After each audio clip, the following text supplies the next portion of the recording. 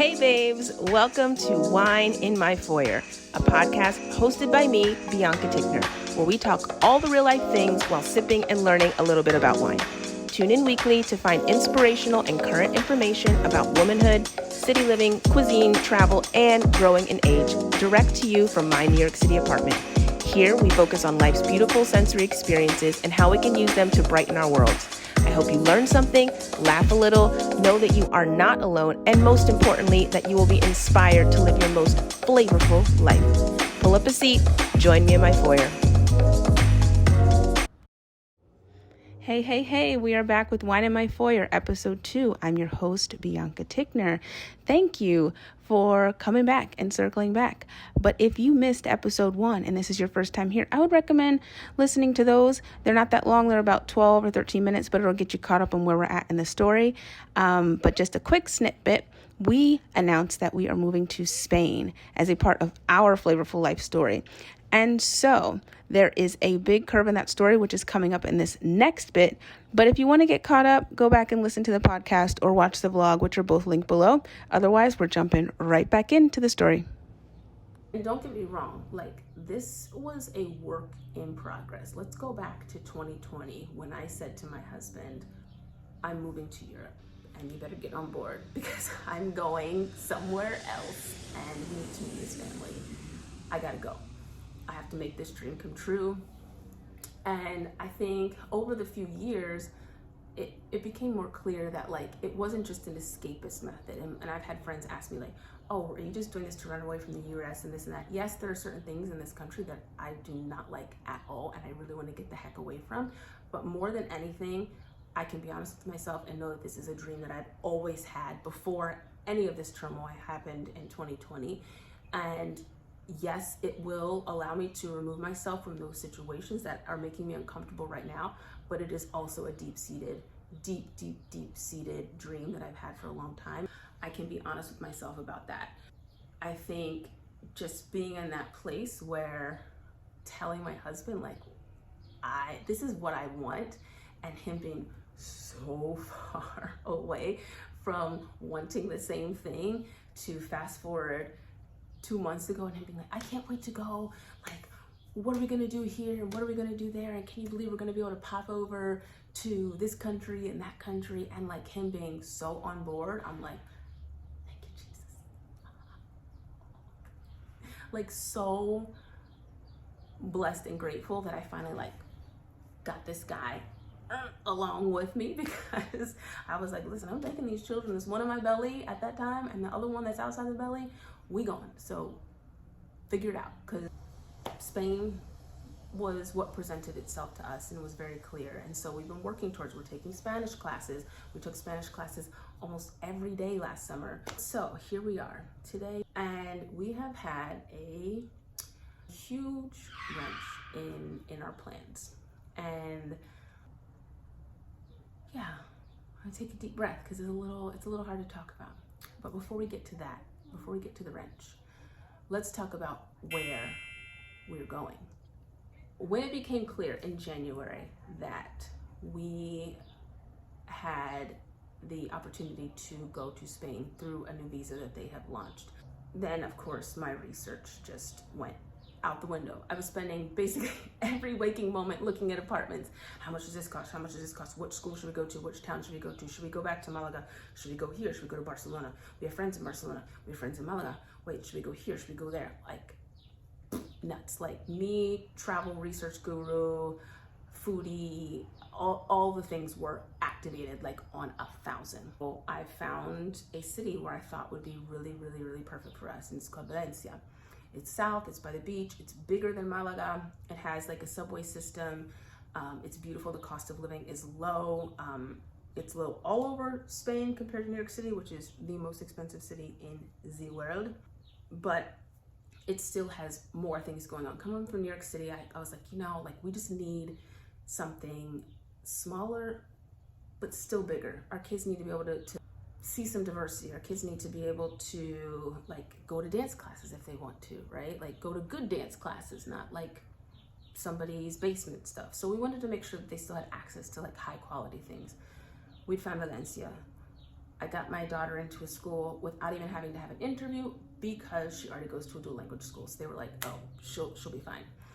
You know, listen guys, if you're thinking of researching something, going somewhere, these Facebook groups are, I never used them before. They are like gold, okay? I got on that Facebook group for Valencia and I was like, oh, I don't know. Like there are a lot of people complaining on them groups. There were so many people talking about, oh, this kind of person and that kind of person, and they don't like us here, and da-da-da, and they don't like that kind of people, and oh, those people, and oh, those new foreign people, and oh, those new, these kind of people coming to town. I was just like, ew, I don't want to be surrounded by like this at all. Like if this is the vibe and if this is the people that are entering this town, no, thank you. And so I had to re-look at it all. And mostly the main thing for me was it just seemed a little bit too small. I thought it was big enough, but it just wasn't. We switched to Madrid. We've been there once before, and that is the city that we have decided to move to. It is big. It is a big city, which we did not think that we wanted at all. And of course this can change, right? We can get there and be like, you know what, this is too big for us. We need something smaller like Malaga or whatever. But after spending time in Barcelona, we weren't that impressed with the friendliness of the people there either. Sorry. And it stinks because we have lovely friends who live there, so we would have had immediate community. But Barcelona is not where we landed. Valencia we changed the mind about, and Madrid is what we are focused on. Number one, it has direct flights back and forth to New York City. So hello, I'll need to get back quickly. Two, it's the biggest city. It's the capital. It is extremely diverse. I don't want people looking around seeing my mixed children being like, what is that? Like, we need diversity. We need you to have seen brown skin before. So that was number two. The direct flights, the diversity, the cost of living is lower than here. Yes, it is not as low as we had hoped for, but there is access to everything. Just all of the things that we have here, but there, where the lifestyle is focused on family, focused on rest, focused on being out in the sunshine and being at the parks, and which we have here in our particular neighborhood in New York City, but it's not a citywide or a countrywide type of feeling. So those things are kind of baked into the culture there, just at large. That's what I want for my life. I want that lifestyle. I saw it. I saw how I felt. I saw how my kids thrived in it. I saw how I thrived in it. And we just need to change.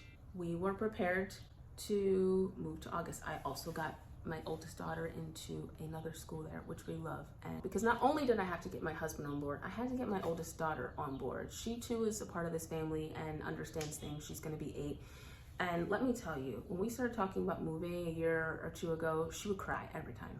Every friggin' time we talk about it. I thought it was gonna be helpful to her to be like, hey, what do you think about this? Hey, let's look at this neighborhood. And she just burst into tears. She is a kid, understandably so. I thought it would be fascinating to her, but it was more jarring and upsetting to her to anticipate the change. And eventually we just had to stop talking about it. I knew we were going, but it wasn't healthy for her to have those conversations. And yet, 3 months ago, she starts telling people, I'm going to Spain, and this is my new school. There's been so much work within my family to get to the place where we were. Everybody was freaking excited out of their minds to go, to just see my dream realized. Sadly, my mother has been given a pretty serious cancer diagnosis of her pancreas. We decided to hold off our move for now.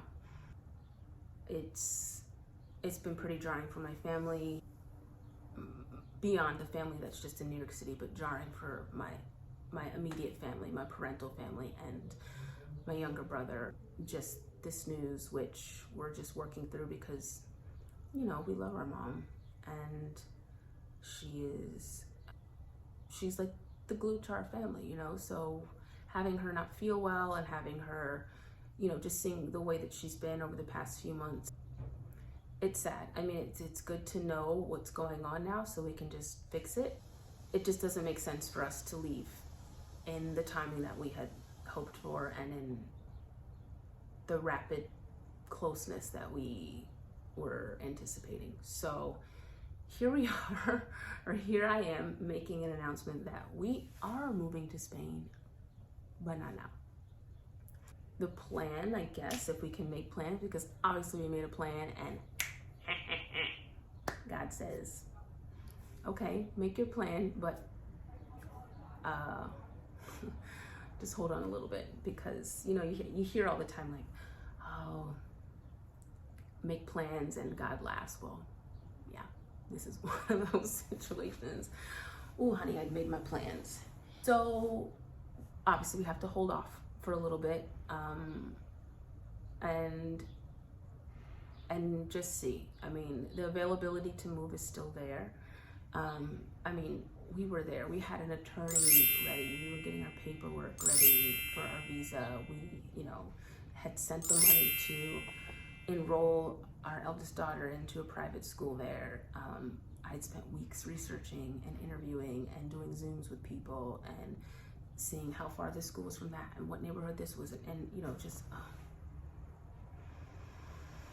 it's sad. So I don't want to say when we're going to move, but we are moving. We are moving. I have not given up that hope. I have not given up that dream. We were too close, and so it will happen. It will happen. I have an idea in mind of when that might be, but right now, my mom and my family and her health are our priority.